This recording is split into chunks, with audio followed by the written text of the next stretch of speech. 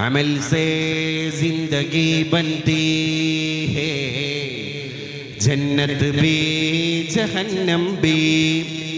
यहाँ की अपने नारी है, न नारी है न नूरी है।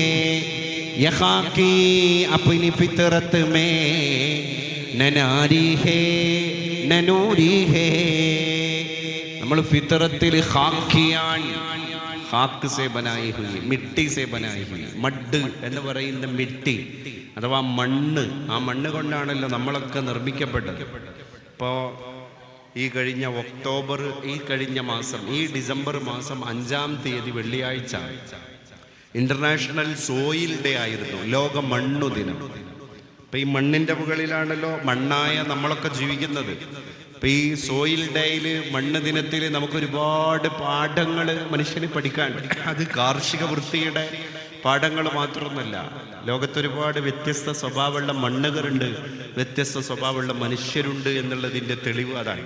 ഇപ്പം എക്കൽ മണ്ണ്, മലയോര മണ്ണ്, പശ്ചിമരാശി മണ്ണ്, ബ്ലാക്ക് കോട്ടൺ സോയിൽ എന്നൊക്കെ പറയുന്ന പശ്ചിമരാശി മണ്ണ്, കോട്ടയം ജില്ലയുടെ ചില തീരദേശ ഭാഗങ്ങളിലൊക്കെ കണ്ടുവരുന്ന വളരെ ചതുപ്പ് നിലങ്ങളിൽ കാണുന്ന ഒരു പ്രത്യേക സ്വഭാവമുള്ള മണ്ണ്, അതുപോലെ തന്നെ ചെമ്മണ്ണ്, കരിമണ്ണ്, പൂഴിമണ്ണ്, ഇങ്ങനെ വ്യത്യസ്ത മണ്ണുകൾ. കേരളത്തിൽ തന്നെ കാർഷിക വിദഗ്ധരായ ആളുകൾ 8 പ്രധാന മണ്ണിനങ്ങളെ പരിചയപ്പെടുത്തുന്നു. ആദം നബി അലൈഹി സ്വലാത്തു വസ്സലാമിന് അല്ലാഹു തആല സൃഷ്ടിക്കാൻ വേണ്ടി മലക്കുകൾക്ക് ഓർഡർ കൊടുക്കുമ്പോൾ അള്ളാഹുവിൻ്റെ കൽപ്പനയും എന്താണ്? നിങ്ങൾ ഭൂമിയിൽ പോയി ഒരു മനുഷ്യനെ നിർമ്മിക്കാനുള്ള കുറച്ച് മണ്ണ് ശേഖരിച്ചു കൊണ്ടുവരൂ എന്നല്ല. പിന്നെ എന്താ അള്ളാഹു പറഞ്ഞത്?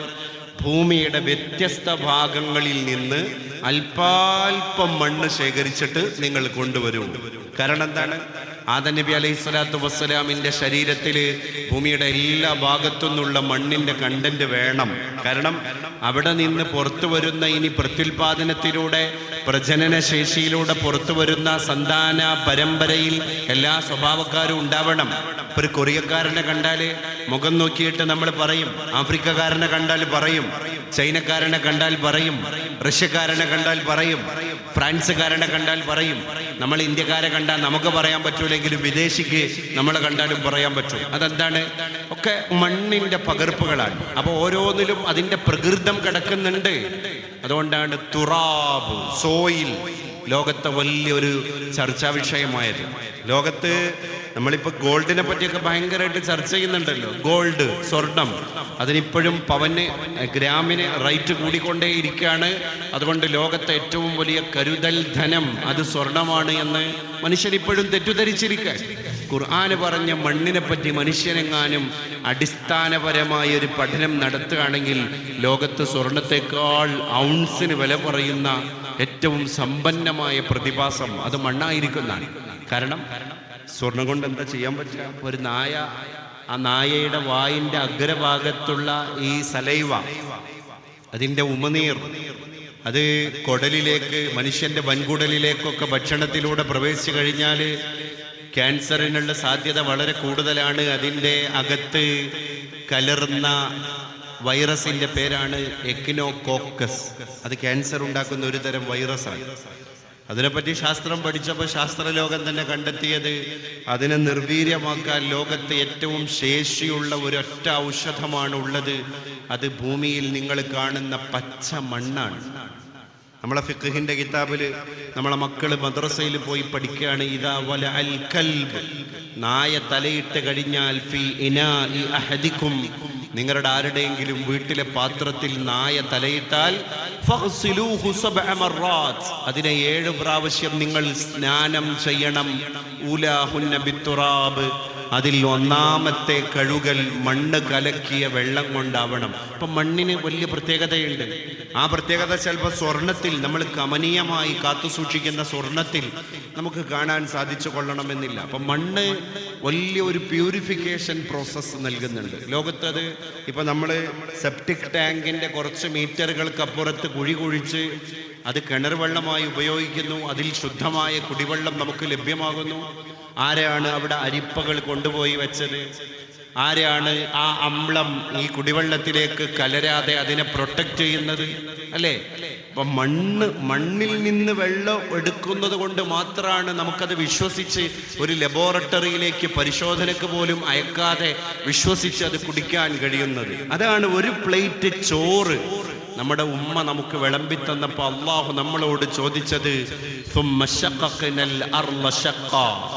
ആദ്യം ആകാശത്തിൽ നിന്ന് എങ്ങനെയാണ് നിന്റെ പടച്ചോനാകുന്ന ഞാൻ മഴ വർഷിപ്പിച്ചു തന്നത്, പിന്നെ എങ്ങനെയാണ് ഞാൻ ഭൂമിയെ കീറിത്തന്നത്. ഈ മണ്ണിനെ പറ്റി പറഞ്ഞപ്പോഴാണ് ശാസ്ത്രലോകം ഈ മണ്ണിന്റെ ഇസ്ലാമികമായ അത്ഭുതങ്ങളെ ലോകത്ത് വീണ്ടും തെളിയിക്കുന്നുണ്ട്. ഖുർആൻ ഈ തുറാബായിട്ട് ഭൂമിയായിട്ട് ബന്ധപ്പെടുത്തിയിട്ട് പറഞ്ഞ ആയത്തുകളൊക്കെ നമ്മളൊന്ന് പരിശോധിച്ചു നോക്ക്. അത് വലിയ അത്ഭുതങ്ങൾ എന്ന് പറഞ്ഞാൽ ഈ ഖുർആനിന്റെ സമകാലിക പ്രസക്തിയെ ഒന്നുകൂടി വിളംബരം ചെയ്യുന്നതും വിളിച്ചോതുന്നതുമാണ് എന്ന് നമുക്ക് ബോധ്യപ്പെടും. നമ്മളെ സത്വബോധം നമ്മളെ ബോധ്യപ്പെടുത്തും എന്നർത്ഥം. അത് ഖുർആന്റെ ഒരു പ്രത്യേകതയാണ്.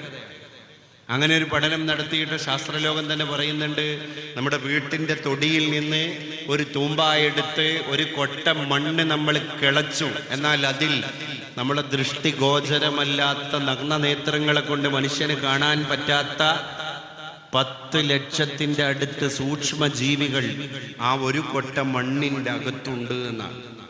അതൊരു ഏക്കർ സ്ഥലത്താണെങ്കിൽ 30 കോടി സൂക്ഷ്മജീവികൾ ഉണ്ട് എന്നാണ്. നമ്മൾ കണ്ണുകൊണ്ട് കാണുന്ന ജീവികൾ തന്നെ ഉണ്ടല്ലോ. അതിൽപ്പെട്ട ഒന്നാണ് മണ്ണിര. ഈ മണ്ണിര നമ്മൾ തോട്ടം കൊത്തുന്ന സമയത്ത് മൺവെട്ടിയെടുത്ത് തുമ്പായെടുത്ത് തൊടി അല്ലെങ്കിൽ പറമ്പ് അത് കൊത്തുന്ന സമയത്ത് അവിടെ കിളച്ചു മറിക്കുന്ന സന്ദർഭത്തിൽ നമുക്ക് മണ്ണിരയെ സുലഭമായിട്ട് കാണാൻ സാധ്യമാണ്. എന്നാൽ മണ്ണിര ചെയ്യുന്ന പ്രവൃത്തിയെപ്പറ്റി ശാസ്ത്രലോകം പഠനം നടത്തിയിട്ട് ഒരു ആശ്ചര്യത്തോടുകൂടെ ലോകത്തോട് വിളിച്ചു പറഞ്ഞ കാര്യം എന്താ? ഒരു മണ്ണിരയെ നമ്മൾ നിസ്സാരം എന്ന് വിലയിരുത്താൻ പാടില്ല. അത് അസാധ്യമായ പ്രതിപ്രവർത്തനങ്ങളാണ് മണ്ണിലുണ്ടാക്കുന്നത്. മണ്ണിര ഇങ്ങനെയാണ് ഭൂമിയിൽ സഞ്ചരിക്കുക. അതെന്താണ്? മണ്ണിനെങ്ങനെ ഉഴുതുമറിക്കുക. ഒരു വർഷം എത്രയോ ടണ്ണ് കണക്കിന് മണ്ണിനെ ഒരു മണ്ണിര അടിഭാഗത്ത് നിന്ന് മുകളിലേക്ക് ഉഴുതുമറിക്കുന്നുണ്ട് എന്ന് പറഞ്ഞാൽ ഓരോ മണ്ണിനെയും മണ്ണിര കൂടുതൽ ഫലഭൂയിഷ്ടിയുള്ളതായി കൂടുതൽ വളക്കൂറുള്ളതാക്കി മാറ്റുകയാണ്. ഖുർആന്റെ ചോദ്യം എന്താണ്? ثم شققنا الأرض شقا فأنبتنا فيها حبا وعنبا وقضبا وزيتونا ونخلا وحدائق غلبا وفاكهة وأبا متاعا لكم ولأنعامكم. ഇതൊക്കെ ഞാൻ ഭൂമിയിൽ നിങ്ങൾക്ക് വേണ്ടി ചെയ്തു തന്നു. നിങ്ങൾക്കും നിങ്ങളുടെ കൂടെ സാമൂഹ്യ ജീവിതം നയിക്കുന്ന ജീവജാലങ്ങൾക്കും ഉപജീവനത്തിൻ്റെ ഉപാധിയായിട്ടാണ് ഇതൊക്കെ ഞാൻ ഭൂമിയിൽ ചെയ്തു തന്നത്. അപ്പോൾ ഒരു ഭക്ഷണ പദാർത്ഥം നമ്മുടെ മുൻപിലെത്തുമ്പോൾ മഴയെപ്പറ്റി ചിന്തിക്കാൻ, വെള്ളത്തെപ്പറ്റി ചിന്തിക്കാൻ, അള്ളാഹു ഈ ഭൂമിയെ പരിരക്ഷിച്ചതിനെപ്പറ്റി ചിന്തിക്കാൻ നമ്മളോട് പടച്ചോൻ പറയുന്നുണ്ട്. അപ്പൊ ചിന്തയ്ക്ക് വളരെ പ്രാധാന്യമുണ്ട്. അപ്പോഴേ ശുക്ർ ഉണ്ടാവുള്ളൂ എന്നാണ്. അറബികൾ ശുക്ർ ചെയ്യുന്നത് വലിയ അത്ഭുതമുള്ള കാര്യമാണ്. ദുബായിൽ ഒരു പരിപാടിക്ക് പോയപ്പോൾ ഒരു അറബ് സഹോദരന്റെ ശുക്ർ ഒരു മജ്ലിസിൽ നിന്ന് കേൾക്കാനിടയായി. അദ്ദേഹം അള്ളാഹുവിനെ സ്തുതിച്ച ആ വാക്ക് എന്നെ ഭയങ്കരമായിട്ട് സ്ട്രൈക്ക് ചെയ്തു. അദ്ദേഹം പറഞ്ഞ വാക്ക് അൽഹംദുലില്ലാഹി ഫി ഹാദൽ വഖ്ത്. അള്ളാഹുവേ, നിനക്കാണ് സകല സ്തോത്രങ്ങളും ഈ സന്ദർഭത്തിന്റെ പേരിൽ. നമ്മൾ അതിനൊന്ന് ശരിക്കും മുടിനാരിയുടെ കീറിയിട്ടൊന്ന് ആലോചിച്ച് നോക്കും. ഫി ഹാദൽ വഖ്ത്, ഈ സമയം ഞാൻ അനുഭവിച്ചു കൊണ്ടിരിക്കുന്ന ഒരു സ്വാസ്ഥ്യമുണ്ട്, സ്വസ്ഥത. അതിപ്പോ വേണ്ടാന്ന് വെക്കാന് വിധിക്ക് പെട്ടെന്ന് കഴിയും, അല്ലേ? നമ്മൾ വിചാരിച്ചിട്ടല്ല നമ്മൾ സന്തോഷിക്കുന്നത്, നമ്മൾ വിചാരിച്ചിട്ട് നമ്മളെ തീരുമാനത്തിന്റെ പുറത്തല്ല നമ്മൾ ദുഃഖിക്കുന്നതും കരയുന്നതും എല്ലാം അള്ളാഹുവിന്റെ തീരുമാനമാണ്. അപ്പൊ അവിടെയാണ് ഒരു കാര്യം നമ്മൾ ചിന്തിക്കേണ്ടത്. ഇപ്പൊ കഴിഞ്ഞ വർഷത്തിന്റെ മുൻപത്തെ വർഷം ഞാൻ ഭക്ഷണം കഴിക്കാൻ വന്നിരുന്നത് പ്രിയപ്പെട്ട ഹുസൈൻ ഖാന്റെ വീട്ടിൽ തന്നെയാണ്. ഞാൻ ചോദിച്ചു ഹുസൈൻ ഖാന്റെ അടുത്ത് ഇങ്ങനെ. അപ്പൊ ആ ഒരു കൊല്ലത്തിന്റെ ഇടയിൽ അളിയൻ വിട പറഞ്ഞു പോയതിന്റെ കാര്യം പറഞ്ഞു അദ്ദേഹം. നമ്മളിങ്ങനെ ചിന്തിക്കുക, അദ്ദേഹത്തിൻ്റെ പ്രിയപ്പെട്ട അളിയനെ കൂട്ടാൻ വേണ്ടിയിട്ട് മകള് അടക്കമുള്ള ബന്ധുക്കൾ പോയി തിരിച്ചു വരുമ്പോഴാണ് ആകസ്മികമായ ഈ അടയാളം ഉണ്ടാകുന്നത്, അല്ലേ? അപ്പോൾ അള്ളാഹുവിൻ്റെ അടുക്കൽ നിന്ന് വന്ന ആൾക്കാരാണ് നമ്മൾ പരിശുദ്ധ റബ്ബിൻ്റെ അടുക്കലേക്ക് തിരിച്ചു പോകാൻ ഒരു കാരണം വേണം. അപകടം സംഭവിച്ചു എന്ന് പറഞ്ഞ് നമ്മൾ നിരാശരാകാൻ പാടില്ല എന്നാണ്. അദ്ദേഹത്തിൻ്റെ മകളും അള്ളാഹുവിൻ്റെ അടുക്കലേക്ക് പോകാൻ തിരിച്ചു വിളിക്കാനുള്ള കാരണം അന്ന് സംഭവിച്ച അപകടം. ചില ആളുകൾ രോഗക്കിടക്കയിൽ മരണപ്പെടുന്നു, മാരകമായ രോഗങ്ങൾ വന്നിട്ട്. അപ്പോൾ മാരകമായ രോഗത്തിൻ്റെ ഒരു പാത്രമായി എന്ന് പറഞ്ഞ് നമ്മൾ വിലപിക്കാൻ പാടില്ല. നമ്മൾ പടച്ചോൻ്റെ അടുക്കലേക്ക് തിരിച്ചു പോകാൻ അള്ളാഹു വെച്ച സബബാണ് ആ രോഗം എന്ന് കണ്ടാൽ മതി. അങ്ങനെ ഓരോരുത്തര് ഓരോ കാരണങ്ങളെ അള്ളാഹു വെച്ച സബബിനെ കണ്ടുമുട്ടിയിട്ടേ പടച്ച റബ്ബിന്റെ അടുക്കലേക്ക് തിരിച്ചു പോകുള്ളൂ. ഇന്നാ ലില്ലാഹി എന്ന് പറഞ്ഞ വാക്കിന്റെ അർത്ഥം എന്താ? ഞങ്ങൾ അള്ളാഹുവിനുള്ളവരാണ്. വ ഇന്നാ, നിശ്ചയമായും ഞങ്ങൾ, ഇലൈഹി, അവനെ കൊള്ളെ, റാജിഊൻ, തിരികെ പോകുന്ന ആളുകളാണ്. ഈ തിരികെ പോകുക എന്ന് പറയുന്നത് എന്തിനാണ്? വന്ന സ്ഥലത്തേക്ക് മടങ്ങി പോകുന്നതിനാണ് നമ്മൾ പറയാ, അല്ലേ? ഇന്നാ ലില്ലാഹി വ ഇന്നാ ഇലൈഹി ദാഹിബൂൻ എന്ന് പറയാൻ പറഞ്ഞിട്ടില്ലല്ലോ ഇസ്ലാം നമ്മളോട്. ദഹബ എന്ന് പറഞ്ഞാൽ എന്താ? നമ്മൾ പോവാത്തൊരു സ്ഥലത്തേക്ക് പോകുന്നതിനാണ് ദഹബ എന്ന് പറയാ. റജ എന്ന് പറഞ്ഞാലോ നമ്മൾ വന്ന സ്ഥലത്തേക്ക് തന്നെ മടങ്ങി പോകുന്നതിനാണ് റാജിഊൻ എന്ന് പറയുന്നത്.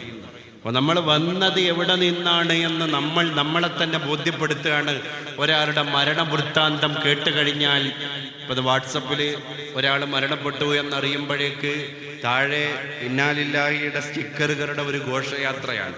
ഓരോ സ്റ്റിക്കറും മനുഷ്യനുള്ള പാഠമുദ്രയാണ്. എന്താണത്? വായിക്കുന്ന നമുക്ക് മരിച്ചു കിടക്കുന്ന മയ്യത്തിനുള്ള സന്ദേശമല്ല അത്. ഇന്നാ ലില്ലാഹി വ ഇന്നാ ഇലൈഹി റാജിഊൻ, ഞങ്ങൾ അല്ലാഹുവിൻ്റെതാണ്, അല്ലാഹുവിലേക്ക് തിരിച്ചു പോകാനുള്ളവരാണ്. പോയവൻ മാത്രമല്ല, തിരികെ പോവാനുള്ളവൻ അത് ഞങ്ങൾ കൂടിയാണ് എന്ന് നമ്മളെ തന്നെ ബോധ്യപ്പെടുത്തുകയാണ്. ഒരാളുടെ മരണവൃത്താന്തം കേട്ട് കഴിഞ്ഞാൽ അപ്പം അതിൻ്റെ മുൻപ് ജീവിതത്തിൽ ക്വാളിറ്റി ടൈം എന്ന് പറഞ്ഞൊരു സാധനം പടച്ചോൻ തന്നിട്ടുണ്ട്. അതാ ഞാൻ പറഞ്ഞത്, തിരികെ പോകുന്നതിൻ്റെ മുൻപ് ജീവിക്കുക എന്നുള്ളതാണ് നമ്മൾ ഈ കൂടിച്ചേരലിൻ്റെ തന്നെ ഒരു പ്രസക്തി. എന്താണ്? തിരികെ അള്ളാഹു വിളിക്കുന്നതിൻ്റെ മുമ്പ് നമ്മളൊന്ന് ജീവിക്കുക. അപ്പം ശ്വസന പ്രക്രിയ അല്ല ജീവിതത്തിൻ്റെ അടയാളം. നമ്മൾ ജീവിക്കുന്നു എന്നുള്ളതിൻ്റെ അടയാളം നമ്മൾ ശ്വസിക്കുന്നു എന്നുള്ളതല്ല. പിന്നെന്താണ്? മരിക്കും മുമ്പ് ഒരുപാട് കാര്യങ്ങൾ നമുക്ക് ചെയ്യാനുണ്ട് എന്നുള്ളതാണ്. അലി റളിയല്ലാഹു അൻഹു ഫാത്തിമത്തു സഹറ ബത്തൂൽ എന്ന് പറയുന്ന തൻ്റെ പ്രിയപ്പെട്ട പ്രിയതമ വിട പറഞ്ഞു പോയപ്പോൾ ശേഷക്രിയകളൊക്കെ വളരെ മനോഹരമായിട്ട് ചെയ്തിട്ട് ഫാത്തിമ ബീവിയുടെ ജനാസ മസ്ജിദുൻ നബവിയുടെ പരിസരത്തുള്ള മേലേ തൊടിയിലെ ജന്നത്തുൽ ബഖീഇന്റെ 6 അടി മണ്ണിലേക്ക് താഴ്ത്തി വച്ചിട്ട് ഫാത്തിമ ബീവിയുടെ ഖബർ ഇങ്ങനെ മണ്ണിട്ട് മൂടിയതിൻ്റെ ശേഷം സഹാബികൾ മുഴുവൻ പിരിഞ്ഞു പോയപ്പോ അലി ഇബ്നു അബീ ത്വാലിബ് റളിയല്ലാഹു അൻഹു പ്രിയതമയായ ഫാത്തിമത്തു സഹറ ബത്തൂലിന്റെ ഭൗതിക ശരീരത്തെ മറവ് ചെയ്തിരിക്കുന്ന ഖബറിന്റെ മുകളിൽ തേങ്ങി ഇങ്ങനെ കരഞ്ഞിട്ട് വിലാപം കൊണ്ടിട്ട് ഇങ്ങനെ ഇരിക്കുകയാണ്. എന്നിട്ട് ഖബറിനോട് അലി തങ്ങൾ പറയാൻ, ഖബറേ, ഈ മടിയിൽ ഞാൻ നിന്റെ മടിയിൽ കൊണ്ടുവന്ന് കിടത്തിയിരിക്കുന്നത് എൻ്റെ ജീവന്റെ നല്ല പാതിയായ ഫാത്തിമത്തു സഹറ ബത്തൂലിനെയാണ്. ഇന്നലെ വരെ ഈ ഫാത്തിമ കെട്ടിപ്പിടിച്ച് കിടന്നത് എന്നെയാണ്. ഖബറേ, ഫാത്തിമാന്റെ കൂടെയാണ് ഞാൻ ശയിച്ചത്, ഫാത്തിമാന്റെ കൂടെയാണ് ഞാൻ നിദ്ര കൊണ്ടത്, ഫാത്തിമ എൻ്റെ കൂടെയാണ് ജീവിച്ചത്. അതുകൊണ്ട് ഇന്ന് മുതൽ എൻ്റെ ഫാത്തിമ നിന്റെ കൂടെയാണ്, എൻ്റെ കൂടെയല്ല. ഖബറേ, അതുകൊണ്ട് എൻ്റെ ഫാത്തിമാനെ നോവിക്കരുത് ഖബറേ, എൻ്റെ ഫാത്തിമാനെ വിഷമിപ്പിക്കരുത് ഖബറേ എന്ന് പറഞ്ഞ് അലി റളിയല്ലാഹു അൻഹു ഒരു ചരിത്രപരമായ നിയോഗം പോലെ കലങ്ങിയ കണ്ണുമായി ജന്നത്തുൽ ബഖീഇന്റെ ഖബർസ്ഥാനിൻ്റെ പരിസരത്ത് നിന്ന് തൻ്റെ പ്രിയപ്പെട്ട പ്രിയതമയെ മണ്ണിട്ട് മൂടിയ ഖബറിലേക്ക് നോക്കിയിട്ട് ഇങ്ങനെ ഇറങ്ങി വരുന്നൊരു രംഗമുണ്ട്.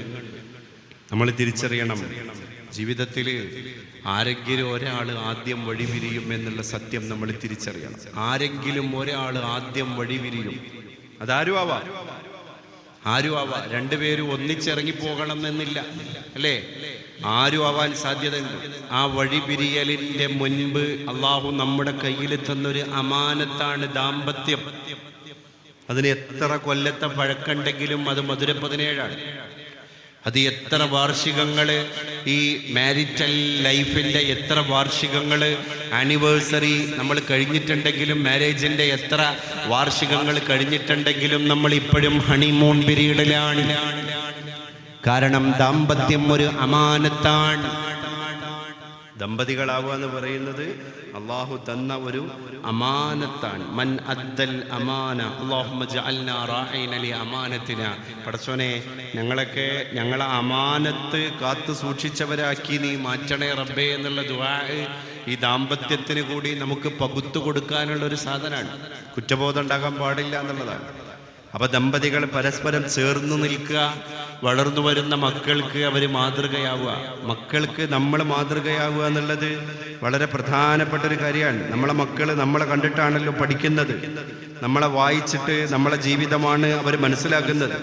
അവ എങ്ങനെയാണ് നമ്മൾ ജീവിക്കുന്നത് എന്ന അർത്ഥതലങ്ങളെ അവർ കൃത്യമായി കണ്ടെത്തുന്നുണ്ട്. എൻ്റെ ഉപ്പ, എൻ്റെ ഉമ്മ എൻ്റെ മുമ്പിൽ എൻ്റെ ജീവിതത്തിലേക്ക് ഒരു ഭാര്യ ആയിട്ട് ഒരാൾ കയറി വന്നാൽ, അല്ലെങ്കിൽ എൻ്റെ ജീവിതത്തിലേക്ക് ഭർത്താവായിട്ട് ഒരാൾ കയറി വന്നു കഴിഞ്ഞാൽ ഞാൻ എങ്ങനെയാകണം എന്നതിൻ്റെ മാതൃക എൻ്റെ മാതാപിതാക്കൾ എൻ്റെ മുമ്പിൽ പ്രകടമാക്കിയിട്ടുണ്ട് എന്ന് അർത്ഥശങ്കക്കടയില്ലാതെ സംശയലേശമന്യേ അസന്നിഗ്ധമായിട്ട് നമ്മുടെ മക്കൾക്ക് പറയാൻ സാധ്യമായാൽ നമ്മുടെ ദാമ്പത്യം ഒരു ഇബാദത്താണ്, അതൊരു അമാനത്വമാണ്.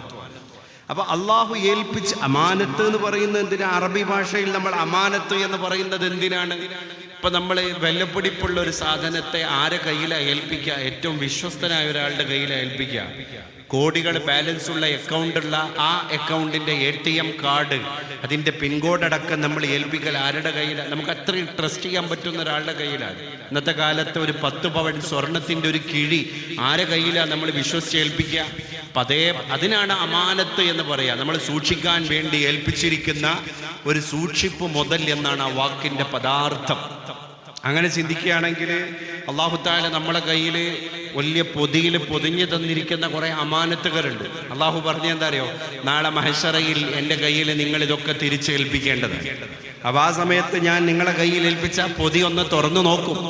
അതിനെന്തെങ്കിലും പോറല് സംഭവിച്ചിട്ടുണ്ടോ, എന്തെങ്കിലും ഇഞ്ചുറി പറ്റിയിട്ടുണ്ടോ, എന്തെങ്കിലും വക്ക് പൊട്ടിയിട്ടുണ്ടോ എന്നൊക്കെ ഞാൻ നോക്കും. അപ്പൊ ദാമ്പത്യം ഒരു അമാനത്താണെന്ന് പറയുമ്പോൾ അത് എത്ര സൂക്ഷ്മമായിട്ടാണ് നമ്മൾ കൈകാര്യം ചെയ്യേണ്ടത്, അല്ലേ? ഭാര്യ ഭർത്താവിനോട് പ്രയോഗിക്കുന്ന ഒരു പ്രയോഗം അമാനത്തിന്റെ പുറത്താവണം. ഭർത്താവ് ഭാര്യയോട് പ്രയോഗിക്കുന്ന ഒരു പ്രയോഗം അമാനത്തിന്റെ പുറത്താകണം. അത് മനസ്സിലേക്ക് പരിക്കുണ്ടാക്കുന്നതാകാൻ പാടില്ല. മക്കള് അമാനത്താണ്. അല്ലാഹുമ്മ ജഅൽനാ റാഇന ലി അമാനത്തിന. അപ്പൊ മക്കളും അമാനത്താണ് എന്നുള്ളൊരു ബോധ്യം വരണം. അപ്പൊ മക്കൾ അമാനത്താകുന്നത് എങ്ങനെയാണ്? ഇപ്പൊ കമ്പിളി കണ്ടത്തെ കൽഭരണികൾ എന്ന് പറയുന്ന ഇടുക്കി ജില്ലയിലെ മലയോര മേഖലയിൽ ജീവിച്ച ബാബു അബ്രഹാമിന്റെ ഒരു പുസ്തകം ഞാൻ വായിച്ചു പടുത്ത്. അപ്പൊ അതിനകത്ത് അദ്ദേഹത്തിന്റെ മുഴുകുടിയനായ അച്ഛനുണ്ട് അബ്രഹാം. അദ്ദേഹം കുടുംബത്തെ ഒന്നും നോക്കാതെ ബാങ്കിൽ നിന്ന് കള്ളു കുടിക്കാൻ വേണ്ടിയിട്ട് ലോൺ എടുക്കും. അപ്പൊ അദ്ദേഹത്തിന്റെ ഭാര്യയാകുന്ന ഈ 4 മക്കളുടെ അമ്മയായ മേരി ചേച്ചിയോട് ലോൺ എടുക്കാൻ പോകുമ്പോഴൊക്കെ അബ്രഹാം ചേട്ടൻ പറയുന്നുണ്ട്, മേരി, നമ്മളെ വീട് മൊഞ്ചാക്കാൻ വേണ്ടിയിട്ടാണ് ഞാൻ ലോൺ എടുക്കുന്നത്. പക്ഷേ അബ്രഹാം ചേട്ടൻ ലോൺ എടുക്കുന്നതിന്റെ ഈ അനന്തര ബഹിസ്ഫുരണങ്ങളൊന്നും വീട്ടിൽ കാണുന്നില്ല. അദ്ദേഹം മൂക്കറ്റം കുടിക്കുന്നുണ്ട്, ലഗാനും ഇല്ലാതെ വീട്ടിലേക്ക് കയറി വരുന്നുണ്ട്, ഭാര്യയെ തൊഴിക്കുന്നുണ്ട്, മക്കൾ ആക്രമിക്കുന്നുണ്ട്. അങ്ങനെയുള്ളൊരു വീട്ടില് വളരെ ഇൻസെക്യൂരിറ്റിയോടുകൂടെ വളരുന്ന മക്കൾക്ക് എന്തെങ്കിലും ഒരു ട്രോമ ഉണ്ടാവും എന്നുള്ളതാണ്. ഒരു കുടിയനായ പിതാവുള്ള വീട്ടിലെ, അല്ലെങ്കിൽ ലഹരിക്ക് അടിമപ്പെട്ടു പോയ ഒരു പിതാവുള്ള വീട്ടിലെ മക്കൾക്ക് ഒരു പിതൃവാത്സല്യം കിട്ടുന്നില്ല, അല്ലേ? അയാളൊക്കെ ശരിക്കും ഒരു നോർമൽ ലൈഫിലാണെങ്കിൽ എന്തൊക്കെ മക്കൾക്ക് സ്നേഹം കൊടുക്കും. ഒരു ഉമ്മയ്ക്ക് കൊടുക്കാൻ പറ്റാത്ത മറ്റ് പല കാര്യങ്ങൾ ഉപ്പയ്ക്ക് കൊടുക്കാൻ പറ്റുമല്ലോ, അച്ഛന് കൊടുക്കാൻ പറ്റുമല്ലോ. അത് മക്കൾക്ക് കിട്ടാതെ പോയി കഴിഞ്ഞാൽ അതുകൊണ്ടുണ്ടാകുന്ന വിഷമങ്ങൾ ആ മക്കളുടെ ഫ്യൂച്ചറിനെ ബാധിക്കും എന്നുള്ളത് തീർച്ചയല്ലേ? ഇപ്പം അടുത്ത് പ്രദീപ് കുമാർ എന്ന് പറയുന്ന ഒരു സഹോദരൻ്റെ ഒരു കവിതയുണ്ടായിരുന്നു, അച്ഛൻ കുടി നിർത്തിയപ്പോൾ എന്ന് പറഞ്ഞിട്ടുള്ളൊരു കവിത. അതിൽ പറയുന്നുണ്ട്, അച്ഛൻ കുടി നിർത്തിയപ്പോൾ ആദ്യം ചിരിച്ചത് അടുക്കളയിലെ പാത്രങ്ങളായിരുന്നു.